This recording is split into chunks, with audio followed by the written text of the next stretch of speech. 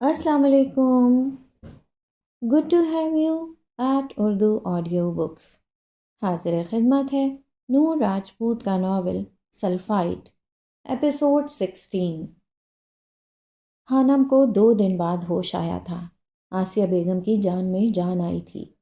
یہ 2 دن ان کے لیے سولی پر لٹکنے کے برابر تھے. جیسے ہی خانم کو ہوش آیا تھا، آرجے کے الفاظ کسی گھات لگائے بیٹھے دشمن کی طرح اس پر حملہ آور ہوئے تھے. میں نے کچھ نہیں کیا، وہ چلائی تھی. حمدان صاحب اس کی طرف بڑھے تھے. آسیہ بیگم نماز پڑھ رہی تھیں. ہانی بیٹا، کچھ نہیں ہوا، تم ٹھیک ہو، سب ٹھیک ہے، ریلیکس. وہ اسے پرسکون کرنے کی کوشش کر رہے تھے. میں ڈاکٹر کو بلاتا ہوں. یہ ضیاء جبیل تھے جو حمدان صاحب کے 2 دن آفس نہ آنے پر ہاسپٹل آ گئے تھے. انہیں حمدان صاحب نے ہی ہانی کی خراب طبیعت کا بتایا تھا. وہ ہانی کی عیادت کے لیے آئے تھے. دونوں بہت اچھے دوست تھے. انکل، وہ آر جے، ہانی بمشکل بول پائی تھی. وہ رو رہی تھی. آر جے کے نام پر ضیاء جبیل کے قدم ساکت ہوئے تھے. کیا ہوا؟ کون آر جے؟ حمدان انکل نے پوچھنے کی کوشش کی تھی. انکل، میں نے کچھ نہیں کیا، جاؤ یہاں سے، میں نے کچھ نہیں کیا. وہ دروازے کی طرف دیکھ کر چلائی تھی. اسے وہاں آر جے کھڑا مسکراتا نظر آ رہا تھا. وہ اس پر قہقہے لگا رہا تھا. ڈاکٹر نے کمرے میں آنے کے بعد اسے نیند آور انجیکشن لگایا تھا. انہیں کمرے سے باہر نکال دیا گیا تھا. کہاں پڑتی ہے تمہاری بیٹی حمدان؟ ضیاء جبیل نے اپنے خشک ہوتے گلے کے ساتھ ہانی کے متعلق پوچھا تھا. حمدان انکل نے پریشانی سے انہیں ہانم کی یونیورسٹی کا بتایا تھا. آر جے بھی وہیں پڑھتا ہے، اسی یونیورسٹی میں، اور اسی سبجیکٹ میں وہ ماسٹرز کر رہا ہے. ضرور اس نے ہی کچھ غلط کیا ہوگا. ضیاء جبیل سوچ کر رہ گئے تھے. انہیں ہانم کی حالت دیکھ کر اس پر ترس آ رہا تھا. کیا کیا ہے تم نے اس لڑکی کے ساتھ؟ آر جے کو ضیاء جبیل کی کال آئی تھی. وہ اسے کبھی کبھی فون کرتے تھے، لیکن اس طرح اتنے غصے میں کبھی بات نہیں کی تھی. وہ گویا دہاڑ رہے تھے. کون سی لڑکی بڑے ڈیڈ؟ آر جے حیران ہوا تھا. زیادہ معصوم مت بنو، حمدان کی بیٹی کی بات کر رہا ہوں. جانتے ہو وہ بزنس پارٹنر ہے میرا، 60% شیئرز کا مالک ہے وہ میری کمپنی میں. حمدان؟ آر جے زیر لب بڑبڑایا تھا. اس کی زندگی میں جتنی بھی لڑکیاں آئی تھیں وہ اسے اپنا شجرہ نسب بتا دیتی تھیں، جو آر جے کو ہمیشہ یاد رہتا تھا. یہ پہلی بار ہوا تھا. اسے یاد تھا کہ اس کی کسی گرل فرینڈ کے باپ کا نام سیٹھ حمدان نہیں تھا. ہاں، حمدان، وہ لڑکی اس کی بیٹی ہے جس کے ساتھ تم نے پتہ نہیں کیا کیا ہے، اور اس وقت وہ ہاسپٹل میں ہے. نروس بریک ڈاؤن ہوا ہے اس کا. اگر اسے کچھ ہو گیا نا تو تمہاری خیر نہیں. وہ غصے سے دہاڑتے فون بند کر چکے تھے. واٹ ربش! آرجے کا دماغ گھوما تھا. وہ پہلے ہی بری طرح ڈسٹرب تھا، اور اب پتہ نہیں کس کی غلطی اور گناہ کا اسے قصوروار ٹھہرایا جا رہا تھا. اسے خود سمجھ نہیں آ رہی تھی. 8 دن ہاسپٹل میں رہنے کے بعد وہ گھر آئی تھی. سب کچھ بدل گیا تھا. خانم کی رنگت میں زردیاں گھل گئی تھیں. اسے ہر طرف آر جے نظر آتا تھا، قہقہے لگاتا ہوا. وہ اس پر کسی آسیب کی طرح مسلط ہو گیا تھا. جاؤ یہاں سے، میں نے کچھ نہیں کیا، میں کسی سے نہیں ملی، جاؤ، جان چھوڑو میری. وہ صوفے پر رکھے کشن اٹھا اٹھا کر لاؤنج کے دروازے پر مار رہی تھی جہاں اسے آر جے نظر آ رہا تھا. اسے ہر وقت ڈر لگا رہتا تھا. آر جے کا گھر پاس ہی تھا. خانم کو لگتا تھا وہ ابھی آئے گا اور سب کو اس کی اصلیت بتائے گا. کیا ہوا ہانی؟ کوئی نہیں ہے وہاں پر. آسیہ بیگم نے اسے اپنے سینے سے لگایا تھا.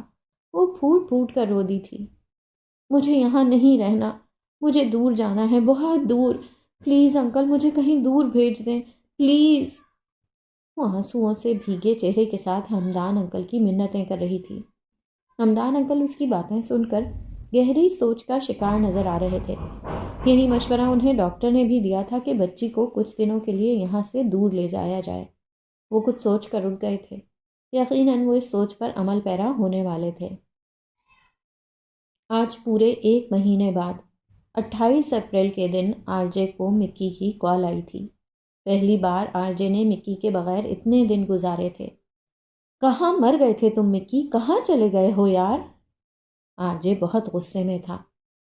بد نصیبی کے مرا نہیں. لیکن ڈر ہے کہ سزا سے پہلے موت نہیں آئے گی۔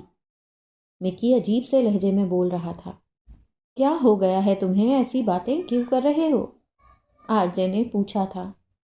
تمہیں یاد ہے آر جے، تم نے مجھے ایک بار بتایا تھا کہ تم نے خواب میں ہانی کو آگ میں دھکا دے دیا تھا؟ اس کا ذکر کیوں کر رہے ہو؟ آر جے چڑ گیا تھا۔ ایسا ہی ہوا تھا نا؟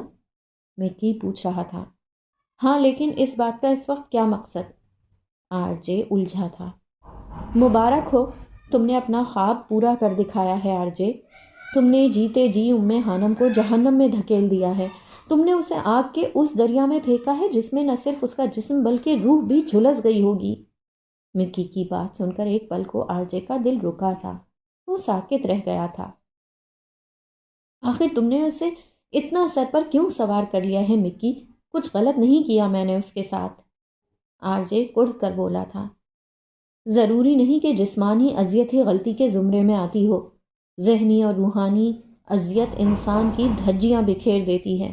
یہ تم نہیں سمجھو گے۔ مکی اس کا اشارہ سمجھ چکا تھا۔ بس کر جاؤ مکی، مجھے سمجھ نہیں آ رہی کہ تمہیں ہو کیا گیا ہے۔ آر جے کو اس کی باتوں سے کوفت ہو رہی تھی۔ یہ میں خود نہیں جانتا، بس ڈر لگ رہا ہے بہت۔ اس سے بات کرنے کی ہمت نہیں ہو رہی۔ میں معافی مانگنا چاہتا ہوں اس سے، مکی نے جواب دیا تھا۔ وہ بہت بے بس نظر آ رہا تھا۔ معافی؟ حد ہے مکی، کس بات کی معافی؟ اس کے ساتھ جو کچھ ہوا میں اس کا ذمہ دار ہوں، اس بات کی معافی۔ یہ بتاؤ کہ واپس کب آ رہے ہو؟ آر جے نے بات بدلتے ہوئے پوچھا۔ کبھی نہیں، مکی نے جواب دیا تھا۔ کیا مطلب کبھی نہیں؟ آر جے حیران ہوا۔ میں نے مائیگریشن کروا لی ہے، اب میں لاہور کبھی نہیں آؤں گا۔ مکی کا لہجہ حتمیہ تھا۔ اس سے پہلے کہ آر جے کچھ کہتا وہ فون بند کر چکا تھا، اور آر جے حیران پریشان سا فون کو دیکھ کر رہ گیا تھا۔ وہ اپنے کپڑے بیگ میں رکھ رہی تھی، چہرے پر سنجیدگی چھائی تھی۔ اس ایک مہینے میں وہ سر تا پیر بدل گئی تھی۔ آنکھوں کے نیچے سیاہ حلقے پڑنا شروع ہو گئے تھے۔ اچانک دروازہ کھلنے کی آواز پر خانم نے مڑ کر دیکھا۔ آ جائیں امی، خانم نے آنکھوں میں آئے آنسوؤں کو پیتے ہوئے کہا تھا۔ مت جاؤ ہانی، مت جاؤ۔ آسیہ بیگم اس کے اتنی دور جانے پر بہت دکھی تھیں۔ وہ نہیں چاہتی تھی کہ خانم انہیں چھوڑ کر جائے۔ اپنی ماں کی التجا پر خانم کا دل پھٹنے کو آیا تھا۔ وہ خود اپنی ماں سے دور نہیں رہ سکتی تھی، لیکن وہ جانتی تھی کہ آج نہیں تو کل اس کی مکی کے ساتھ تعلق کی بات گھر والوں تک پہنچ جانی تھی، اور پھر اس کی ماں نفرت کرتی اس سے۔ یہی چیز اندر ہی اندر خانم کو کھا رہی تھی۔ وہ اپنی ماں کی نفرت برداشت نہیں کر سکتی تھی۔ اسے ہر وقت خوف لاحق رہتا تھا جیسے ابھی آر جے قہقہے لگاتا ہوا آئے گا اور سب کو بتا دے گا اور پھر سب ختم ہو جائے گا۔ بس اسی لیے وہ یہاں سے دور جانا چاہتی تھی، تاکہ جب سب کو اس بات کا علم ہو وہ دور ہو اور کسی کی نفرت اور حقارت نہ دیکھ سکے۔ میں جلد واپس آؤں گی امی، خانم نے اپنی ماں کے ہاتھوں کو تھامتے ہوئے کہا تھا۔ میرا دل نہیں مانتا تمہیں اتنی دور بھیجنے کو۔ آسیہ بیگم کی آواز رند گئی تھی۔ امی، خانم کہتی آسیہ بیگم کے گلے لگ گئی تھی۔ وہ کمزور نہیں پڑنا چاہتی تھی، لیکن وہ مضبوط بھی نہیں رہ سکی تھی۔ وہ جی بھر کر روئی تھی۔ وہ آسیہ بیگم سے ایسے لپٹ رہی تھی جیسے خدا نخواستہ پھر کبھی نہیں لوٹے گی۔ جلد ہی ہانی بیٹی تمہارے پاس پہنچ جائے گی، مجھے امید ہے تم اس کا خیال رکھو گی ماہی۔ ہمدان انکل فون پر ماہی کو ہانی کے متعلق سمجھا رہے تھے۔ وہ خود سچ نہیں جانتے تھے۔ ڈاکٹرز نے بھی انہیں منع کیا تھا کہ کوئی بھی خانم سے اس حادثے کے بارے میں نہ پوچھے۔ ان کا کہنا تھا بار بار ہانی کو اس واقعے کی یاد دلانا خطرناک ہو سکتا ہے۔ وہ چاہتے تھے کہ خانم خود ہی سب کچھ بتائے، لیکن شاید خانم اس کے لیے ابھی تیار نہیں تھی۔ ماہین اور خانم نے براہ راست ایک دوسرے کو ابھی تک نہیں دیکھا تھا، البتہ تصویریں دیکھ رکھی تھیں، لیکن ان دونوں کی بات کبھی نہیں ہوئی تھی۔ جی بابا، ماہی کو زیادہ فرق نہیں پڑ رہا تھا اس کے آنے سے۔ وہ ذہنی طور پر بہت پریشان ہے۔ پہلے اسے کچھ وقت دینا اور پھر اس کے قریب ہونے کی کوشش کرنا۔ ہانی بہت اچھی اور صاف دل لڑکی ہے، انشاءاللہ تمہاری اس سے جلد دوستی ہو جائے گی۔ جی، وہ خانم کی تعریف اپنے باپ کے منہ سے سن کر بس اتنا ہی کہہ پائی تھی۔ وہ خانم کو نہیں جانتی تھی اور آج وہ اس کے پاس آ رہی تھی۔ ماہی کے عجیب سے احساسات تھے۔ آسیہ بیگم سے اس کی اچھی خاصی بے تکلفی ہو گئی تھی، لیکن حانم سے تو کبھی بات بھی نہیں ہوئی تھی۔ ٹھیک ہے، پھر اپنا خیال رکھنا، اور مجھے امید ہے کہ تم حانم کو جلد اپنے ساتھ واپس لاؤ گی۔ وہ بھی ہنستے مسکراتے وہ پرعزم سے کہہ رہے تھے۔ ماہی بس سر ہلا کر رہ گئی تھی۔ وہ پورے مہینے کے بعد گھر سے باہر نکلی تھی۔ بہت روئی تھی وہ۔ ماہم، جواد اور آسیہ بیگم سے ملتے ہوئے، لیکن اسے جانا ہی تھا۔ اس کی حالت کو دیکھتے ہوئے حمدان انکل نے اپنے تمام تر اختیارات کو استعمال کرتے ہوئے 1 مہینے کے اندر اس کے پیرس جانے کا انتظام کیا تھا۔ میں آپ لوگوں سے روز بات کیا کروں گی، یہ حانم کے جاتے ہوئے آخری الفاظ تھے۔ آسیہ بیگم نے اسے بہت سی دعاؤں کے سائے میں رخصت کیا تھا۔ انہیں محسوس ہو رہا تھا جیسے ان کی بیٹی کی رخصتی ہو گئی ہو۔ گیٹ سے نکلنے کے بعد وہ بہت تیزی سے گاڑی میں بیٹھی تھی۔ اس نے آر جے کے گھر کی طرف دیکھنا بھی گوارا نہیں کیا تھا۔ اس شخص کی وجہ سے آج حانم کو اپنا گھر، اپنا ملک اور اپنی ماں کو چھوڑ کر میلوں دور جانا پڑ گیا تھا۔ جیسے جیسے گاڑی ایئرپورٹ کی طرف بڑھ رہی تھی، حانم کا دل تڑپ رہا تھا۔ یہ تو طے تھا کہ اس کے ایک ایک آنسو اور اس کی تڑپ کی قیمت آر جے کو چکانی تھی، لیکن کب، یہ صرف قدرت کو پتہ تھا۔ پیرس جانا اس کا خواب تو نہیں تھا، لیکن اکثر جو ہم نے نہ سوچا ہو وہی ہو جاتا ہے۔ وہ پیرس کی سرزمین پر قدم رکھ چکی تھی، بھیگی پلکوں اور اداس دل کے ساتھ۔ اگر وہ اس حادثے سے پہلے یہاں آتی تو یقیناً جھومتی، کیونکہ یہاں پر ڈزنی لینڈ تھا، اس کے خوابوں کی دنیا، وہ دنیا جسے وہ دیکھنا چاہتی تھی، پریوں کا دیس۔ اس کی چھوٹی چھوٹی خواہشات تھیں جنہیں آر جے کے لفظوں نے ختم کر دیا تھا۔ اب تو مسکرانے کو دل ہی نہیں کرتا تھا۔ وہ آہستہ آہستہ چلتی ہوئی ایئرپورٹ سے باہر آئی تھی، چادر سے خود کو لپیٹا ہوا تھا۔ وہ ماڈرن لوگوں کے درمیان عجیب سی لگ رہی تھی، سب سے الگ، سب سے جدا۔ اب اسے ماہی کو ڈھونڈنا تھا۔ حمدان انکل نے اسے نیا موبائل لے کر دیا تھا جس کو اس نے چھونے کی بھی ہمت نہیں کی تھی۔ اسے لگتا تھا یہ موبائل اس کی بربادی کا ذمہ دار تھا، اور وہ اپنی اس سوچ میں ٹھیک بھی تھی۔ ہاں، میں ایئرپورٹ پر اپنی دوست کو لینے آیا ہوں۔ جی بی جان، میں بالکل ٹھیک ہوں، وہ مگن سا فون پر کہتا آگے بڑھ رہا تھا۔ جی میں کوشش کروں گا ان چھٹیوں میں پاکستان آ سکوں۔ حشام بی جان سے بات کر رہا تھا، وہ مسکرا رہا تھا۔ کیا اسے کسی نے نہیں بتایا تھا کہ پیرس میں اتنی خوبصورتی سے مسکرایا نہیں کرتے؟ یہاں پر موجود لوگ ایسی جادوئی مسکراہٹ پر دل بھی ہار سکتے ہیں جیسے ماہی ہار گئی تھی۔ ایک تیز ہوا کا جھونکا حشام کے وجیح چہرے سے ٹکرایا تھا۔ وہ ٹھٹک کر رکا تھا اور پھر گردن موڑ کر پاس سے گزرتی اس لڑکی کو دیکھا تھا جو چادر میں لپٹی تھی۔ اسے کچھ محسوس ہوا تھا، وہ جو سال پہلے ہوا تھا جب حانم اس سے ملی تھی۔ حشام کا دل زور سے دھڑکا تھا۔ اسے اس لڑکی پر حانم کا گمان ہوا تھا۔ اس سے پہلے کہ وہ اس کے پیچھے جاتا، اسے مارکیٹ والا واقعہ یاد آ گیا تھا جب حانم کے دھوکے میں وہ ماہی سے جا ملا تھا۔ یہ حانم نہیں ہو سکتی، وہ یہاں کیسے؟ خود کو سمجھاتا وہ سر جھٹک کر آگے بڑھ گیا تھا۔ ایلا اور ماہی حانم کو ایئرپورٹ سے گھر لے آئی تھیں۔ وہ خاموش تھی۔ ایلا بار بار اس سے سوال کر رہی تھی، وہ بس جواب دے رہی تھی۔ ہانی، تم فریش ہو جاؤ، تھک گئی ہوگی نا، تب تک میں کھانا لگواتی ہوں۔ ماہی نے اسے مشورہ دیا تھا۔ اسے لگا تھا کہ حانم کافی چالاک ہوگی، لیکن وہ جتنی تصویروں میں معصوم نظر آتی تھی، حقیقت میں بھی اتنی ہی تھی۔ ٹھیک ہے، وہ اس بات میں سر ہلاتی اٹھ گئی تھی۔ ملازمہ اس کا سامان اٹھا کر کمرے کی طرف بڑھ گئی تھی اور پیچھے پیچھے وہ بھی۔ ماہی، تمہاری کزن تھوڑی عجیب ہے نا؟ ایلا نے اس کے جانے کے بعد پوچھا تھا۔ ماہی نے اسے گھور کر دیکھا تھا۔ تمہارے ڈیڈ کی کزن کی بیٹی، تمہاری بھی سیکنڈ کزن ہوئی نا؟ اس کے گھورنے پر ایلا نے کندھے اچکا کر کہا۔ خیر، اب یہ میرے پاس آ گئی ہے تو ٹھیک ہو جائے گی۔ ایلا نے دانت نکالے تھے جبکہ ماہی کچھ سوچتے ہوئے کچن کی طرف بڑھ گئی تھی۔ کھانا خاموشی سے کھایا گیا تھا۔ کھانے کے بعد حانم اپنے کمرے میں آ گئی تھی۔ رات کافی ہوئی تھی اور وہ کافی تھکن کا شکار تھی۔ بالوں کو باندھنے کے غرض سے وہ اٹھی تھی۔ کمرے میں موجود فرنیچر کافی قیمتی تھا، کسی چیز نے بھی اسے اپنی طرف متوجہ نہیں کیا تھا۔ وہ جہاز سائز آئینے کے سامنے کھڑی تھی، سنہری بالوں کی آبشار کمر پر بکھری پڑی تھی۔ بالوں کو دیکھتے ہوئے اس کا ذہن بھٹکا تھا۔ ایک فلم سی اس کے سامنے چلنے لگی تھی۔ اماں، میں سوچ رہی ہوں کہ بال کٹوا لوں۔ خانم نے اپنے بالوں کا نیچے سے معائنہ کرتے ہوئے آسیہ بیگم کو اپنی سوچ سے آگاہ کیا تھا۔ ہرگز نہیں، آسیہ بیگم نے غصے سے منع کیا تھا۔ لیکن کیوں؟ دیکھیں نا، خراب ہو رہے ہیں۔ خانم روحانسی ہوئی۔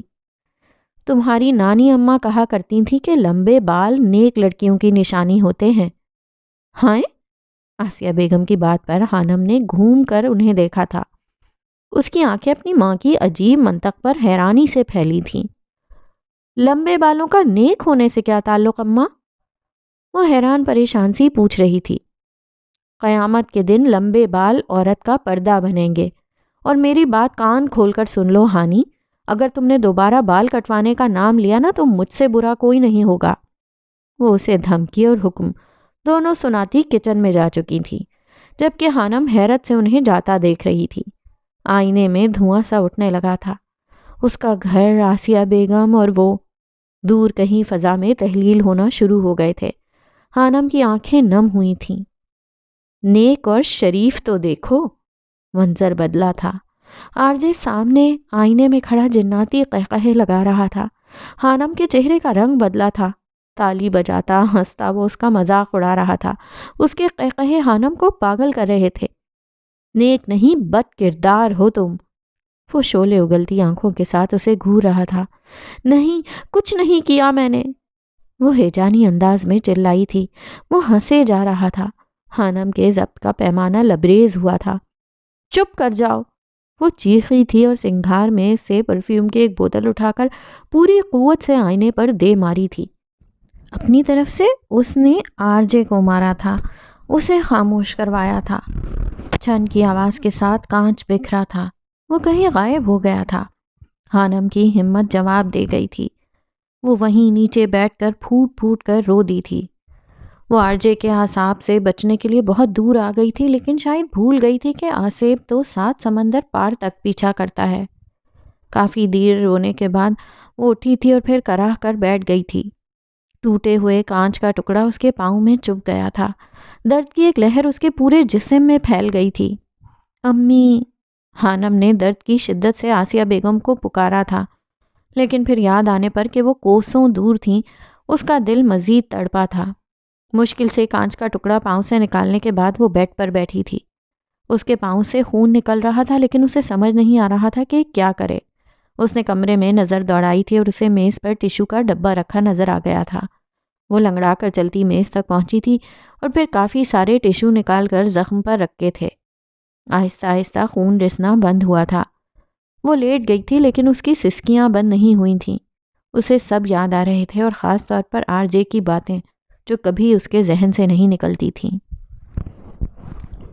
میں چاہتی ہوں میں تمہیں بتاؤں کہ مجھے درد ہوتا ہے، اتنا درد کہ دل کرتا ہے اپنی کنپٹی پہ انگلیاں رکھ کر اتنی زور سے دباؤں کہ وہاں سے خون کا اخراج ہو۔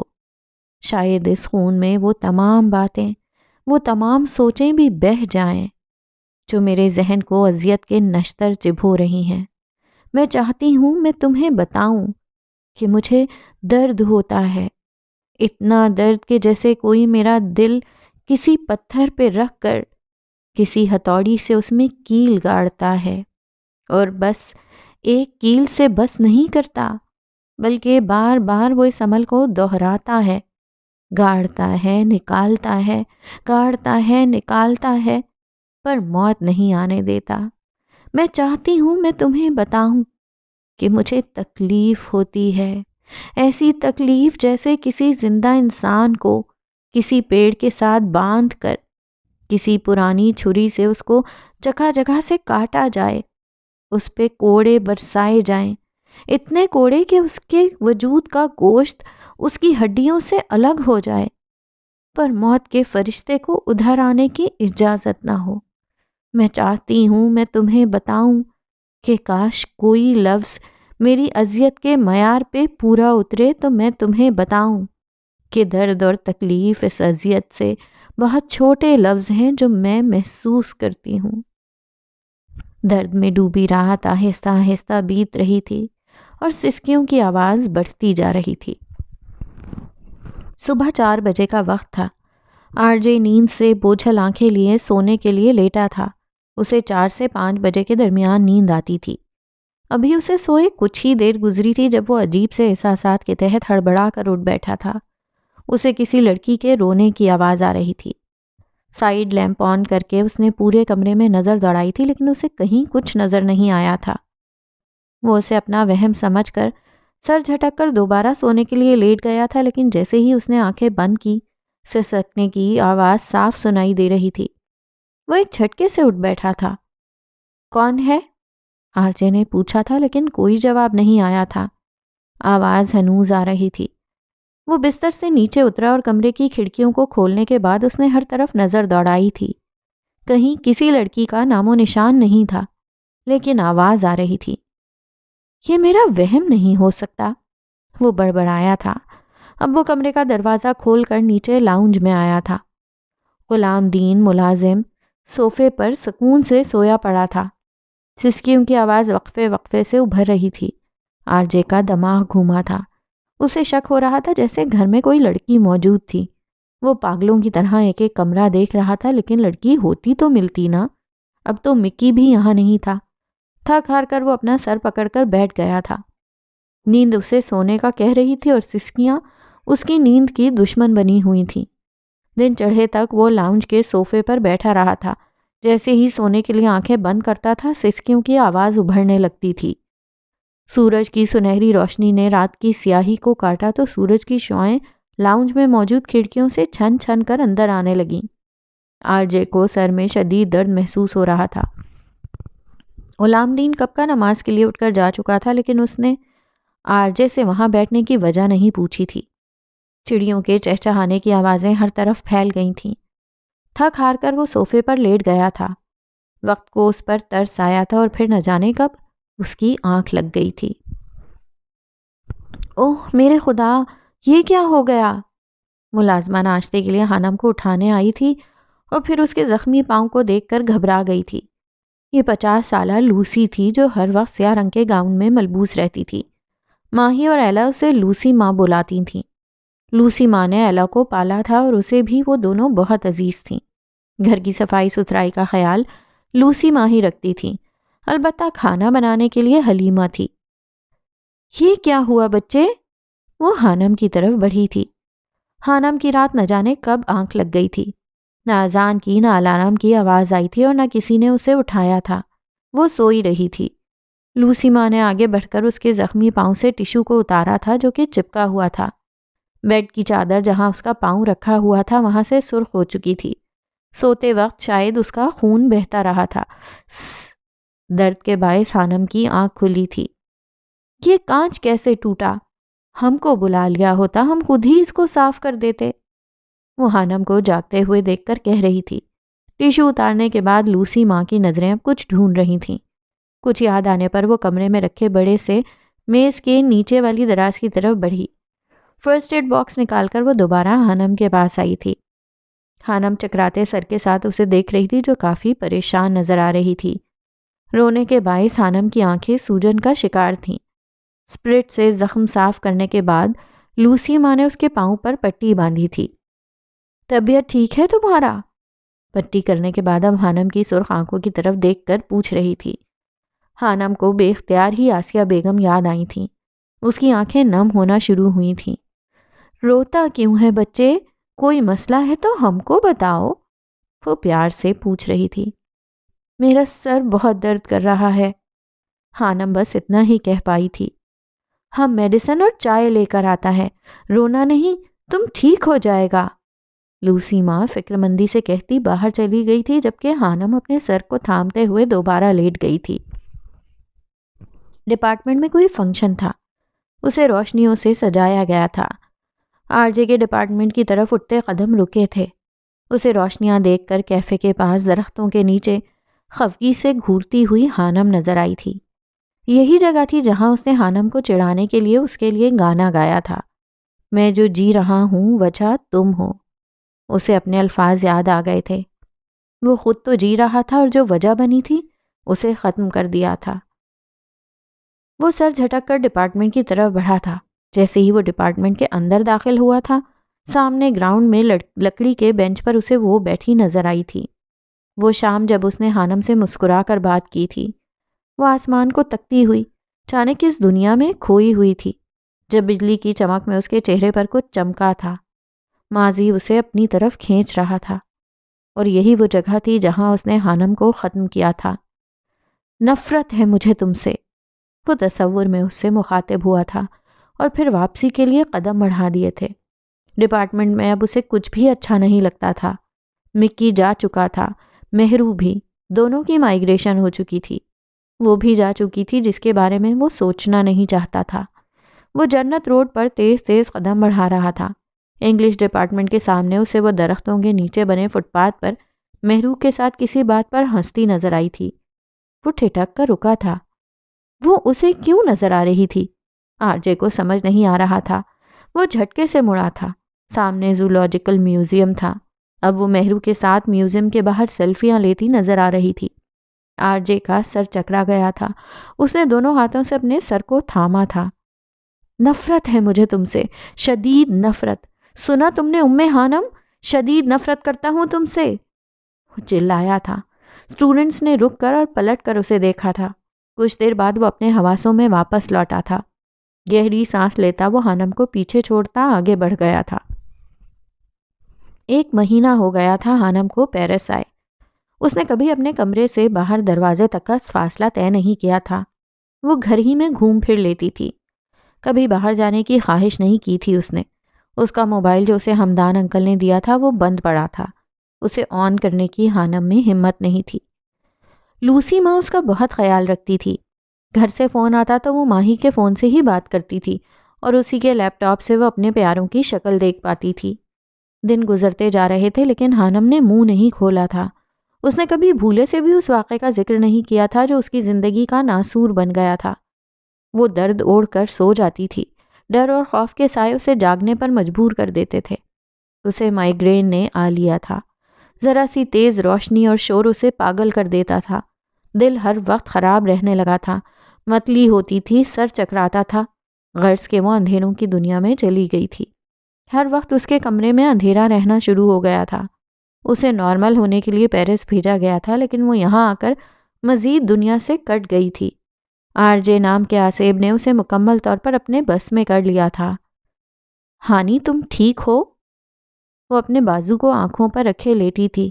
اس کا مقصد روشنی سے خود کو بچانا تھا۔ کمرے میں پہلے ہی اندھیرا تھا لیکن وہ جسمانی درد سے بچنا چاہتی تھی۔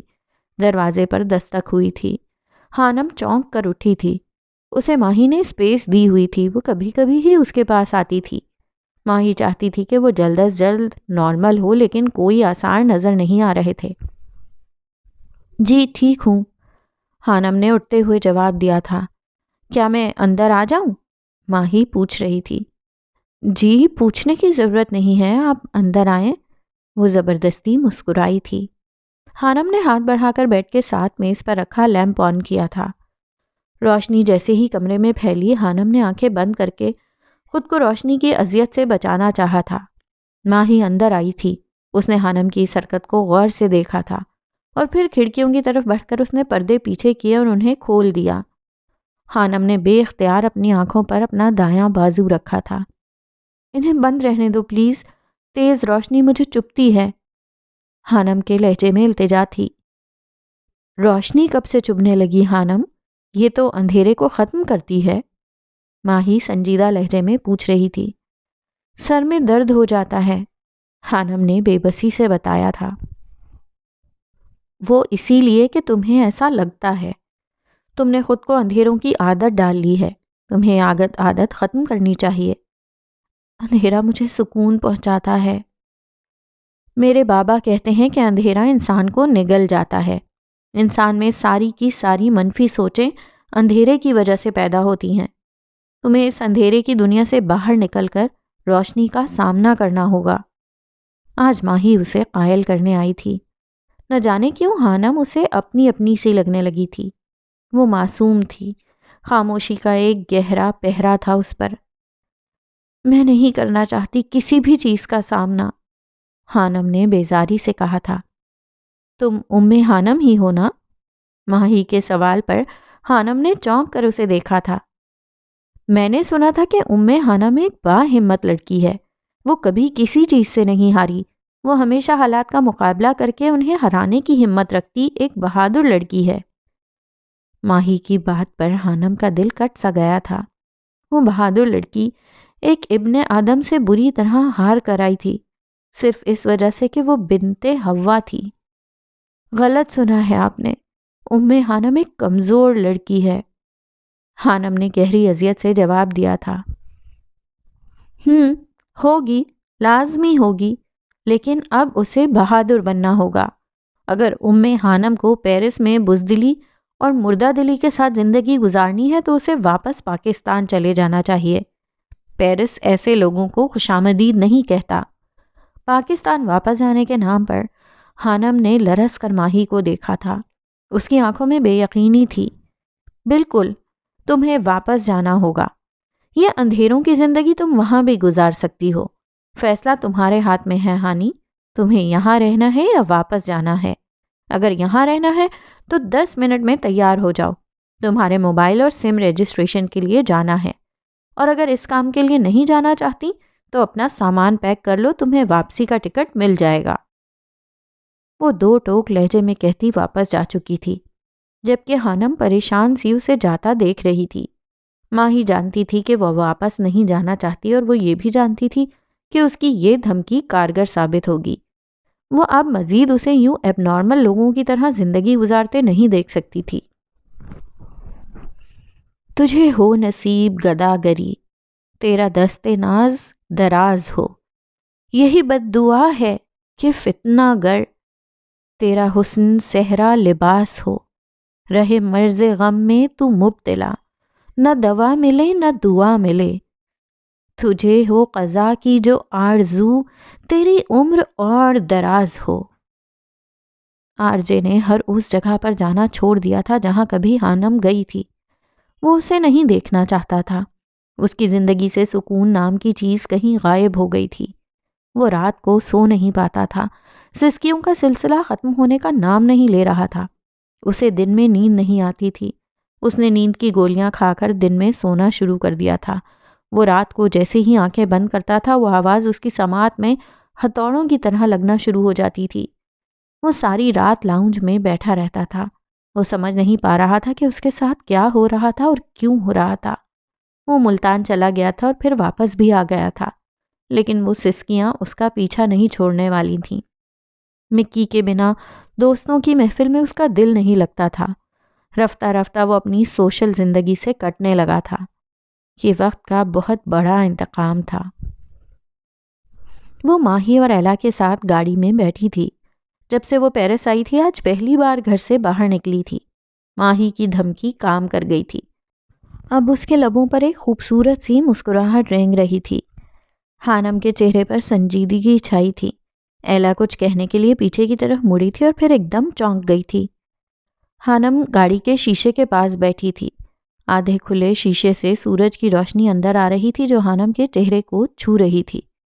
یہ کیا ہے؟ ایلا نے پھٹی پھٹی آنکھوں سے حانم کی طرف دیکھتے ہوئے پوچھا تھا۔ سورج کی شعاؤں نے حانم کے چہرے پر کچھ چمکا تھا۔ کیا؟ حانم کے چہرے پر الجھن پھیلی تھی۔ تمہاری چن پر کچھ شائن کیا ہے۔ وہ پیدائشی نشان ہے، شاید برتھ مارک۔ جب میں پیدا ہوئی تھی یہ تب سے ایسے ہی ہے، حانم نے بتایا تھا۔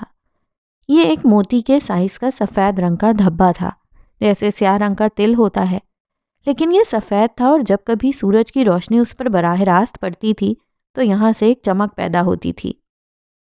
واو، اٹس جسٹ امیزنگ۔ ایلا اب دلچسپی سے اسے دیکھ رہی تھی۔ اس نے زندگی میں پہلی بار کوئی ایسا برتھ مارک دیکھا تھا۔ اسے حانم سب سے الگ لگی تھی، اداسیوں کی شہزادی جو شاید راستہ بھٹک کر پیرس آ گئی تھی۔ وہ تینوں شام کو واپس لوٹی تھیں۔ ماہی نے انہیں کھانا باہر ہی کھلایا تھا۔ وہ حانم کو روشنی سے متعارف کرانا چاہتی تھی جسے شاید وہ بھول گئی تھی۔ ہر طرف رونق تھی جو شاید اسے متاثر کرنا چاہتی تھی، لیکن خاموشی اس کی روح میں اتر گئی تھی۔ جب اداسیاں روح میں اتر جائیں تو رونقیں متاثر نہیں کرتیں۔ البتہ باہر کی تازہ ہوا نے اسے ذہنی طور پر سکون پہنچایا تھا۔ وہ سیدھا اپنے کمرے میں آئی تھی۔ کپڑے بدلنے کے بعد وہ آئینے کے سامنے کھڑی ہوئی تھی۔ یہ وہ حانم تو نہیں تھی جو کچھ ماہ پہلے حسین ترین ہوتی جا رہی تھی۔ یہ تو گھن زدہ دیمک کا کھایا ہوا مجسمہ لگتی تھی۔ وہ پلٹنے والی تھی جب وہ آئینے میں ابھرا تھا، اس پر قہقہے لگاتا، اس کا مذاق اڑاتا، اس کے لمبے بالوں اور اس کی نیک نامی پر جملے کستا۔ حانم کے چہرے کا رنگ اڑا تھا، آنسو اس کی آنکھوں میں پھیلنے لگے تھے، اور پھر وہ پاگلوں کی طرح کمرے میں کچھ ڈھونڈ رہی تھی۔ آرجے کے قہقہے اس کا پیچھا نہیں چھوڑ رہے تھے۔ بالآخر اسے ایک دراز سے اپنی مطلوبہ چیز مل ہی گئی تھی۔ وہ قینچی کو ہاتھ میں پکڑے آئینے کے سامنے کھڑی تھی۔ اسے اپنے اندر سے ہر وہ چیز ختم کرنی تھی جو اس کے مذاق کا سبب بنی تھی۔ قینچی والا ہاتھ بڑھا کر اس نے اپنے لمبے بالوں کو بے دردی سے کاٹ ڈالا تھا۔ اس نے اپنے نیک ہونے کا ایک ایک نشان مٹا ڈالا تھا۔ اب اسے رفتہ رفتہ حانم کو ختم کرنا تھا۔ کیا ہو گیا ہے آرجے؟ تم اتنے چڑچڑے کیوں ہو گئے ہو؟ حشام نے آرجے کو فون کیا تھا جو کب سے بج رہا تھا، لیکن وہ اٹھانے کی زحمت نہیں کر رہا تھا، اور جب اٹھایا تو آواز میں واضح ناراضگی تھی۔ نہیں تو ایسی تو کوئی بات نہیں ہے۔ حشام کی بات سے آرجے کو اپنی ناگواری کا احساس ہوا تھا۔ وہ تھک چکا تھا صرف کچھ ہی مہینوں میں، ابھی تو اسے بہت لمبا سفر طے کرنا تھا۔ آرجے نے اپنے وجود کو ڈھیلا چھوڑتے ہوئے گاڑی کی سیٹ سے پشت ٹکا دی۔ اس کی آنکھیں بند تھیں۔ کیا ہوا آرجے؟ کافی دنوں سے دیکھ رہا ہوں تم کچھ عجیب سا رویہ رکھے ہوئے ہو، کوئی پریشانی ہے کیا؟ حشام کے لہجے میں فکر اور پریشانی واضح تھی۔ سب ٹھیک ہے۔ آرجے نے جانے خود کو تسلی دی تھی یا حشام کو، یہ وہ خود بھی نہیں جانتا تھا۔ میں کچھ دنوں تک پاکستان آ رہا ہوں۔ سچ؟ جلدی آؤ پھر۔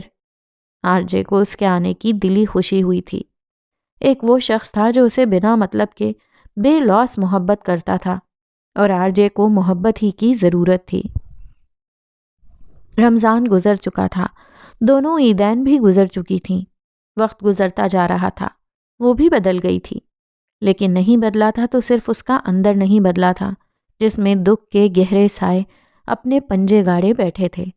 ستمبر کا مہینہ شروع ہو گیا تھا۔ پیرس میں ٹھنڈ بڑھنا شروع ہو گئی تھی۔ وہ لاؤنج میں ٹی وی کے سامنے بیٹھی تھی، ہاتھ میں میگزین تھا۔ ٹی وی چل رہا تھا، البتہ اس کا دماغ نہ تو میگزین پڑھنے میں تھا اور نہ ٹی وی پر چلتے پروگرام دیکھنے پر۔ کھلے بال کمر پر بکھرے تھے جنہیں وہ وقفے وقفے سے کٹوا لیتی تھی۔ کہاں بالوں کی آبشار تھی اور اب کہاں بال مشکل سے آدھی کمر تک آتے تھے۔ سیاہ رنگ کی جینس پر گھٹنوں تک آتی شرٹ پہن رکھی تھی، دوپٹہ گلے میں لٹکا ہوا تھا۔ وہ حانم تو کہیں سے بھی نہیں لگ رہی تھی، وہ تو کوئی اور تھی جو بدل گئی تھی۔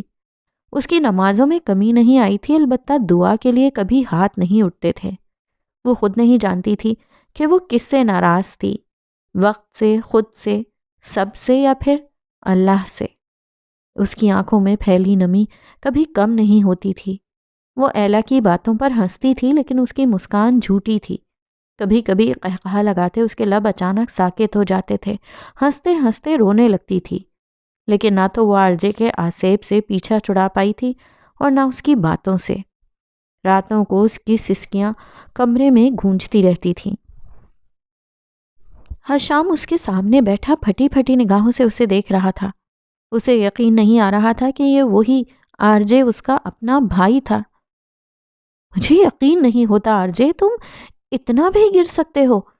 تمہاری تربیت ایسے تو نہیں کی گئی تھی۔ حشام کے لہجے میں افسوس تھا، اور اس سے بھی زیادہ حانم کے لیے دکھ تھا۔ وہ پاکستان آیا ہوا تھا۔ اسے مکی اور حانم کے بارے میں پوچھنے پر آرجے نے غصے میں سب بتا دیا تھا۔ تمہیں اب بھی لگتا ہے کہ میری غلطی ہے؟ آرجے کو اس سے اس جواب کی امید نہیں تھی۔ اسے لگا تھا وہ بھی حانم کو برا بھلا کہے گا۔ تم نے غلطی نہیں، گناہ کیا ہے آرجے، گناہ، حشام دبی دبی آواز میں چلایا تھا۔ اور اس گناہ کا ثبوت یہ ہے جو تم خود سو نہیں پاتے ہو، جو بے سکونی تمہارے اندر پھیل گئی ہے نا، یہ سب اس گناہ کی وجہ سے ہوا ہے۔ منہ بند رکھو شامو، میں نے کوئی گناہ نہیں کیا، بلکہ گناہ تو اس خانم نے کیا تھا، پارسا بنتی تھی جبکہ تھی وہ. خاموش ہو جاؤ آرجے، پلیز خاموش. حشام کے اندر مزید ام خانم کے بارے میں غلط سننے کی ہمت نہیں تھی. اس کا دماغ جم چکا تھا. اسے سمجھ نہیں آ رہا تھا کیا بولے. کیا کر دیا تھا آرجے اور کہاں چلی گئی تھی وہ؟ یہ سوال اس کے دماغ پر ہتھوڑوں کی طرح لگ رہے تھے. تم ایک نہایت کمزور مرد ہو آرجے، تم ایک لڑکی سے ڈر گئے. حشام کی بات پر آرجے نے چونک کر اسے دیکھا تھا. اس کی تیوری چڑھی ہوئی تھی. تم ڈر گئے تھے نا؟ کوئی انسان، وہ بھی لڑکی، پہلی بار تمہارے مقابلے پر آیا تھا. پہلی بار کسی نے آرجے کے علاوہ کسی کو سراہا تھا. تم سے برداشت نہیں ہوا تو تم نے اسے اس طرح سے یونیورسٹی چھوڑ جانے پر مجبور کر دیا. حشام کی بات سن کر آرجے کا دماغ بھگ سے اڑ گیا تھا. ایسا تو کچھ بھی نہیں ہوا تھا. یہ تو سراسر الزام لگایا تھا حشام نے اس پر. ایسی کوئی بات نہیں ہے، میں ایک لڑکی سے کیوں جیلس ہوں گا؟ وہ احتجاجاً چلایا تھا. اگر ایسی بات نہیں ہے تو پوچھو اپنے دل سے، پھر کس گناہ کی سزا دی تم نے اسے؟ اس کی کم عمری کی غلطی کو تم نے اس کے لیے عذاب بنا دیا. اور آرجے مزید نہیں سن سکتا تھا. وہ غصے سے اٹھا تھا اور گھر سے باہر نکل گیا تھا، جبکہ پیچھے حشام کا دل کرلا رہا تھا.